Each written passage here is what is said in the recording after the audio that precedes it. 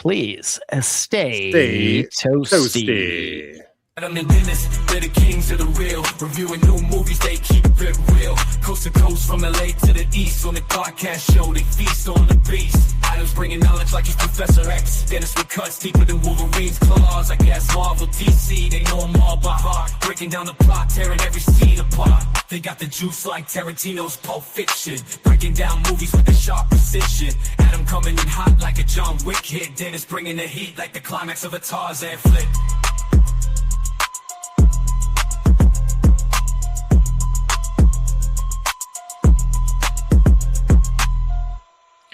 You know, it's funny. I have that as my ringtone. And when I hear it on my phone, I'm like, cool. But now, just sitting here, because I wasn't like deprived of water this whole episode. Like normally I chug Red Bull, so I'm chugging water at this point. I was just sitting there listening. And with these headphones, like you can really hear the bass. You don't get that on my phone as much. Oh, That's shoot. crazy. Oh, yeah. My my monitor headphones, they kick pretty decent. So I've always just kind of assumed that's been there. I don't think I've listened to it on a device that didn't have some sort of bass feel to it. So makes sense. Interesting. You went on an audio journey. Yeah. Speaking of audio journeys, Dennis, we're doing this episode a little late because both of us went to some concerts, man. Let's talk about your concert. What'd you check out? Where'd you go? Yes. The Hollywood Bowl, it looks like. Yeah, the Blue Note Jazz Festival was over the weekend. It was 2 days. We went on the second day, and we got to see the absolute stellar legend, Patti LaBelle, was headlining. There's a couple other artists I kind of discovered for myself that it was fun. It was fun to see them. For the life of me, and I cannot think of the names at the moment, but the music was really good, and it's the style of jazz I like getting into. There was one fusion one that was really awesome. That was like funk reggaeton with a Puerto Rican fusion all into one, and it like all melded so fucking well together with a little bit of hip hop mixed in there too. And it like I was hooked. Nice. And then there was an artist that came up a couple sets later. Gregory Porter, really got into Gregory Porter. That guy was great. Sema Funk was the name of the other band. So I like the sound of that. You put funk in anything. I highly recommend you check out Sema Funk. It's like movie theater soundtrack, like movie soundtrack, like tracks. Like I almost feel like I've heard this like in a Grand Theft Auto, or like it's a part of just the world building sort of music. It had a great time. Nice. They were the crowd it's really chill for something like that, so no one's getting crazy rowdy. We were able to get out of there fastest we've ever left the fucking Hollywood Bowl. It was like 15 minutes. Not bad. Wow, that's pretty good. They rearranged how they did the rideshare pickups. It's across the street, so you just walk under the little tunnel to that parking lot, and they have stations the cars drive up to, so you just get in the fuck out of there fast. Nice. So that was cool. We had a great time. We brought some snacks in, did the cooler thing, brought in a little charcuterie. Other people were just bringing in straight up fucking bottles of champagne, and it's like, I thought you weren't allowed to do that. We had our Jazz Fest, anything goes. We pounded our our cut water outside the gate before we walked in, thinking that's what everyone else was doing. No, we could have savored it. Hey, you live and you learn. Next year. Yeah. Bring in a whole pack. Had such a great time. Like that was nice. I would definitely do that again. That was cool. Not bad. I went to go see a band that I last saw last September, and it's funny. It's this British kind of girl like punk rock band called Wet Leg. I really like their music, and last time I saw him, it was at this like venue in Boston, and I went by myself. So I just kind of drank Red Bull vodka by the bar listening, and I'm like, this is good. And then like Sarah's like, oh, where'd you go? I'm like, oh, I went to this band Wet Leg. She's like, what? You know that band? I'm like, yeah, I heard them on a podcast. And like, I'm like, why is she questioning? Oh, weird. And like, so like, she's like, oh, I know those people. I'm like, oh, cool. So they were playing a show at a casino in Connecticut. So I'm like, oh, you want to go? And she's like, sure. And like, I now see why she said that. I'm definitely not the demographic here. It's like, I was the only, I feel like, male there that had their significant other come with them. I feel like all the other boyfriends, fiancés, husbands, or whatever looked like they did not want to be there.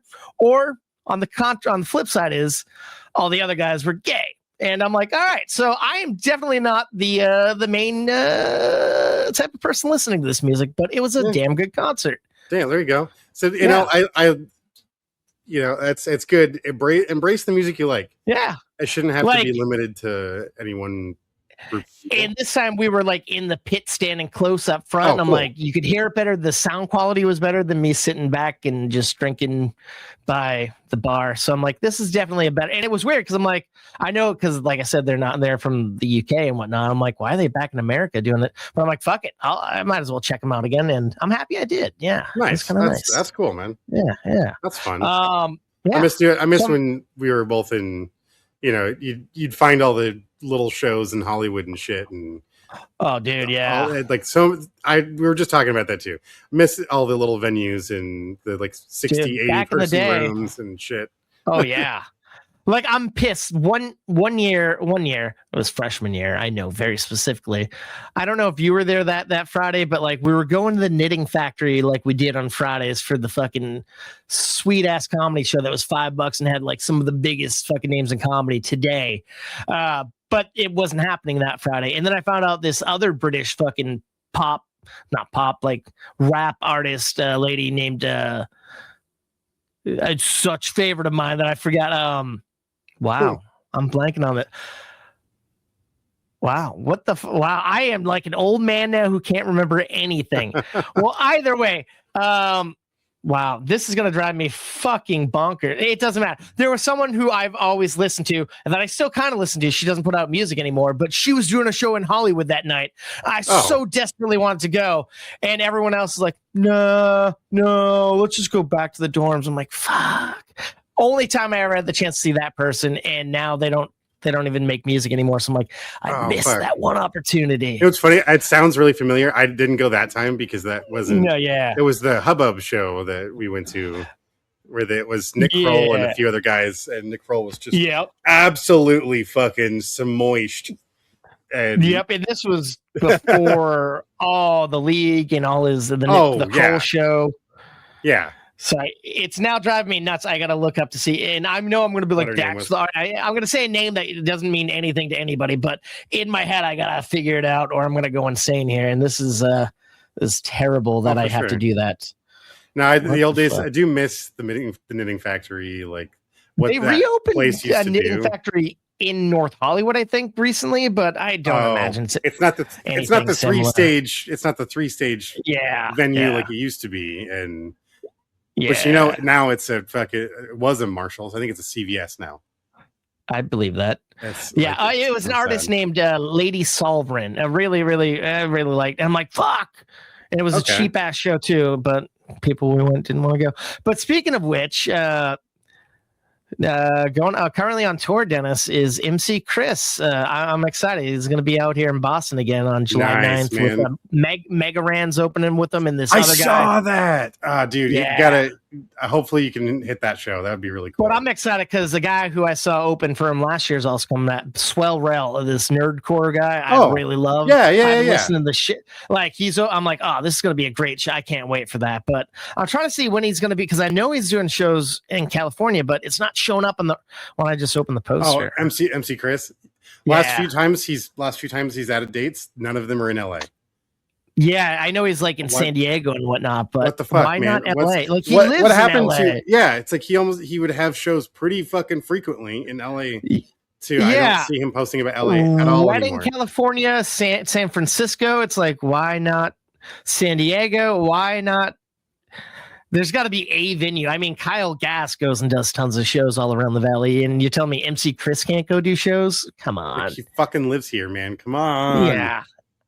Now I feel bad. I was gonna tell you got to go see MC Chris, and now I've been keeping an eye out. I've been keeping an eye out because right. I do want to see him again. But he is apparently currently putting out a new album, the first one in I think 8 or 10 years, Night in Black. But it's not on Spotify yet, and it's like, God, but he's selling vinyls and I guess digital versions. Like, unfortunately, I don't have a vinyl player. Fuck you. Oh yeah. And then the digital version is like one of the flash cards that he sells that has his whole discography on it, but it's like $100. And I'm like, I'm not spending $100 for stuff I already got. Right. Anyway, sorry we're boring the shit out of people. We're losing people quick in my head. Let's talk about this one. I know you had to have heard about it and being from the art world. How do you feel about the whole Obsession art director situation? Oh, yes. Yeah, I still haven't seen I still haven't seen the movie yet, but I know you haven't seen the movie, but that I think is kind of sticky because I get a sense of like, oh shit, now this thing is really running away and it's really like making all this money. Now give me a piece of it. I'm like, look, I'm sorry, but your contract, I'm sure, stipulated all of that shit up front. No one else got paid. Like most of the other people at your level probably got paid about that too, or not. Yeah, you know, when you're doing an indie movie that sort, because those movies never go anywhere really. You're not.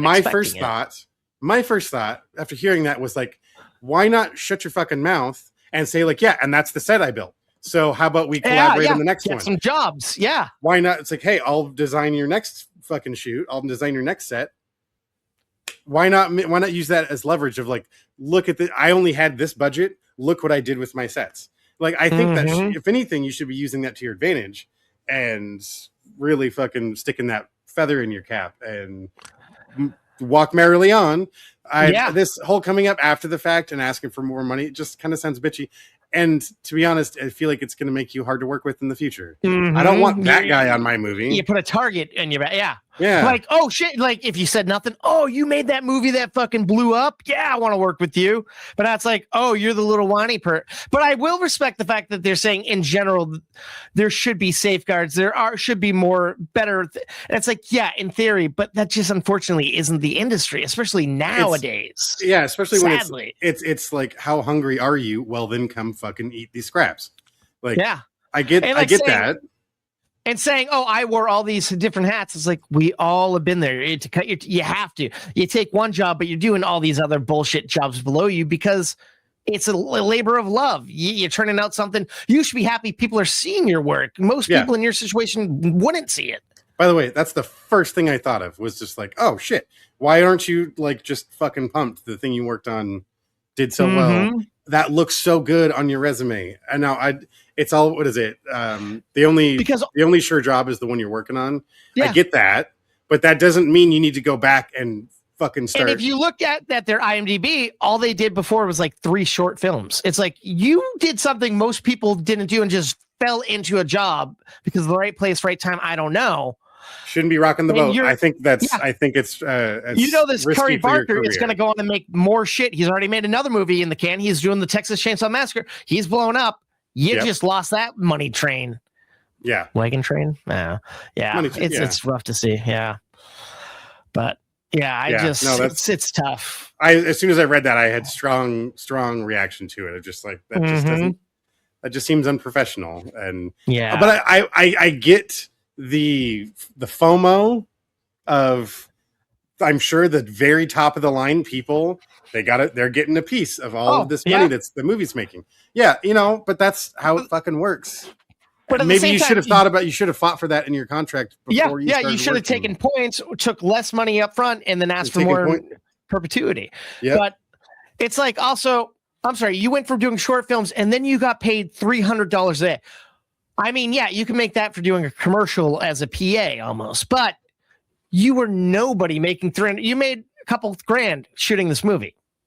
That's good for someone who's just starting out, in my opinion, on a low budget movie.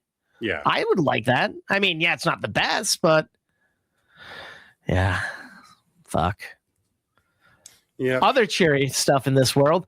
What about all these Marvel leaks? How do you feel about this? Like stuff from Brand New Day trailer leaked again, and then there apparently Kevin Feige got some hacks in his computer supposedly, and some blurry stuff from Doomsday got out there. Do you think these are real, or do you think Marvel is just leaking shit? It's like first off, I'm like, well, I guess too much. I've been left behind. I haven't heard a lot of this, but I feel like they always hype the shit up specifically about these movies because they're doing it. That's a part of their advertising campaign. I don't believe any of it accidental. There's been anymore. no cease and desist, no takedown notices. They're just letting this stuff live. I don't buy it. No, it's just to drum up interest. I don't. Yeah. It's like I'm not even gonna pay attention to it because it's like you're gonna release the fucking thing anyways. So I'm not gonna. You're getting more buzz by just saying, "Oh, I was." Yeah. You're Kevin Feige. You're not putting yourself in hackable situations. You want trending hashtags. And that's what they're getting. Yeah, they're winning the game at that. And guess what? The footage that's getting out there is super pixelated and blurry. I think it's not like high res, so it's like they fucking compressed it on purpose to a point to where like just enough to tease, but and somehow someone got this perfect picture of fucking Ryan Reynolds, Hugh Jackman, and fucking Tobey Maguire together. Yeah, you just happen to get that picture put out there. Come on, get out of here. No. Yeah. Although it would just be fucking awesome as like a misdirect. Like you just get them in wardrobe on set, and let that leak, and then it's not in the movie. It's not even in the movie. They're just like after the movie comes out, it's like I got you, bitch. We do it every time. You fall for it. Have you seen any of the stuff from this live action Scooby-Doo show? Have you seen that they're using a real Great Dane puppy? I heard about this. I remember reading an article about there are animal rights groups who are very not okay. Angry. Yes.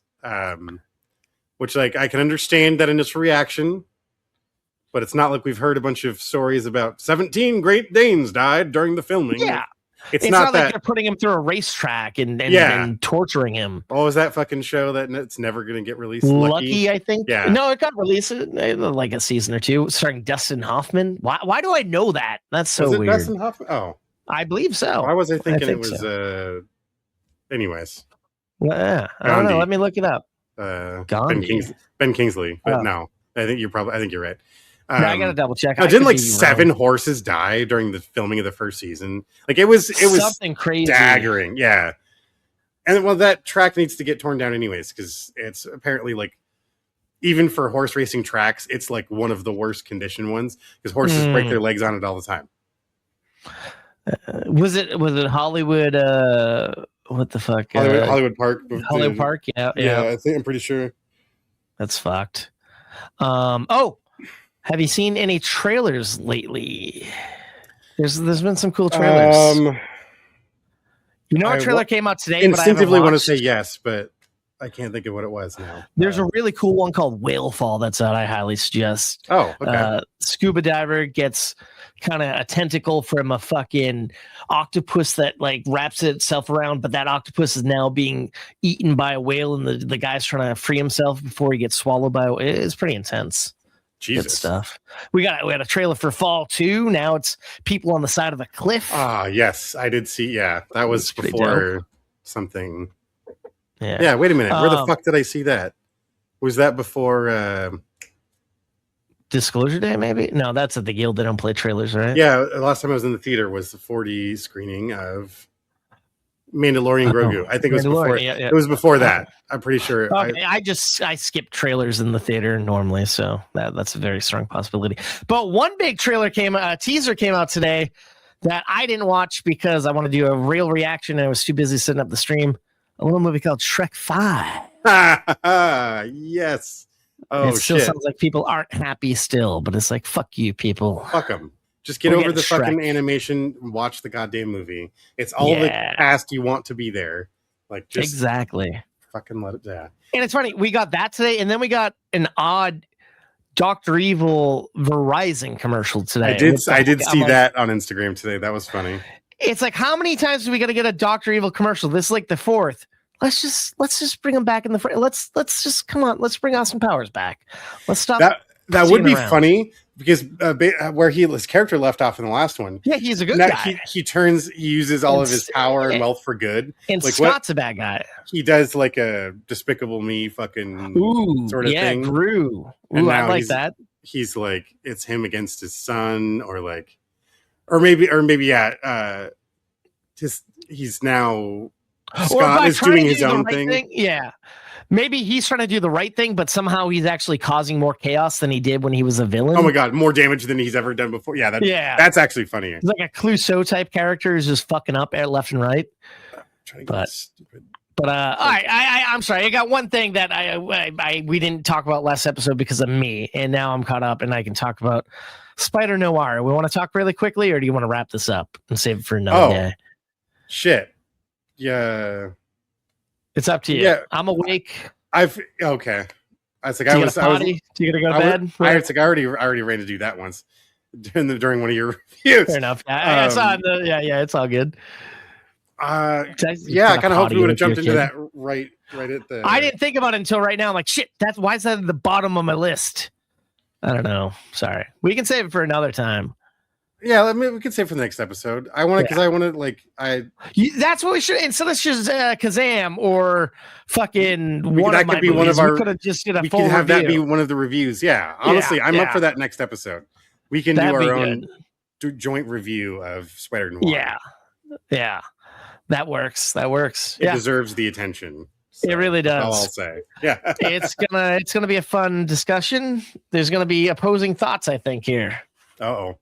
Yeah, already sounds like good, bad. I don't know, but I'm looking forward to it. That's a teaser. Come back for episode 243. Yes, in 2 weeks to find out who likes and who doesn't like, or do we both love or do we both hate Spider Noir? We're just gonna have to wait. That she will. Till then.